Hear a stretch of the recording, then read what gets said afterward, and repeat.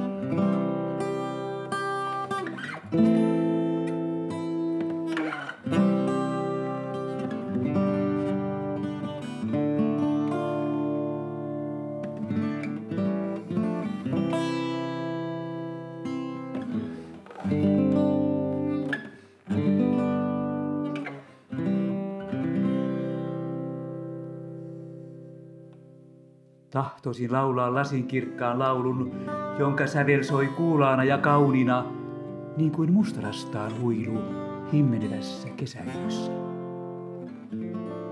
Tahtoisin laulaa yksinkertaisen laulun, jonka jokainen sana on tosi ja aito, niin kuin koivun tuoksu ensimmäisen kevätsateen jälkeen. Tahtoisin laulaa näin. Rakastan sinua, elämä. Rakastan silloin, kun annat, kun ruhtinas lahjojesi runsaus ryöppyä ylitseni, kun ilo, hellyys, ystävyys, ihmisen läheisyyden lämpö lankeavat osakseni ja sydämeni on kevyt ja onnellinen. Mutta tahdon oppia rakastamaan sinua silloinkin, kun sinä otat. Kun vaadit takaisin jonkun lahjoistasi, kun kiellät jotain keskeistä, jotain, jota ilman on autiota elää, tai pakotat minut hyväksymään kipeää tekevien jäähyväisten välttämättömyyden, sillä saaminen ja luopuminen, tuleminen ja lähteminen, alku ja loppu.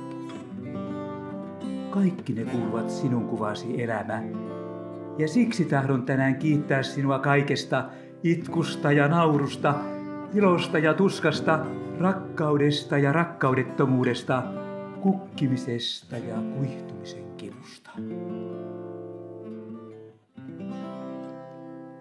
Sillä katoamisen ja kuoleman varjon alla täyttää sydämeni riemuitseva kiitollisuus.